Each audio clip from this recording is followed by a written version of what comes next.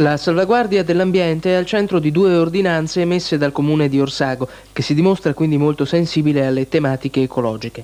La prima ordinanza riguarda la conseguenza della nube di Chernobyl, che a quasi un anno di distanza crea ancora alcuni problemi. Recenti controlli effettuati su alcuni prodotti alimentari, afferma nell'ordinanza il sindaco di Orsaga Bragaggia, prodotti quali latte, derivati dalla crusca, miele, funghi spontanei e selvaggina, rivelano ancora la presenza di radioattività che, anche se non elevata, suggerisce alcune precauzioni soprattutto verso i bambini fino ai 10 anni di età e le gestanti. Nel territorio di Orsago il fieno prodotto con l'erba raccolta nei mesi di maggio e giugno può essere usato per gli animali solo se alternato con altri alimenti non contaminati.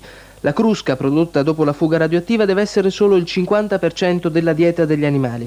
Attenzione per le mense scolastiche e precauzioni agli agricoltori per la manipolazione del fieno di cui si è detto prima. Mascherine filtro quindi, cambio di indumenti e scarpe, evitare che i bambini entrino in contatto con il fieno o con la polvere di fieno.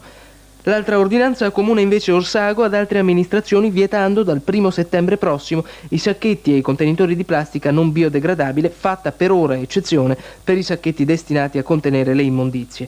Già da ora è vietato disperdere o abbandonare sacchetti di plastica all'interno del territorio comunale. Due ordinanze diverse quindi, ma accomunate dal rispetto per l'ambiente.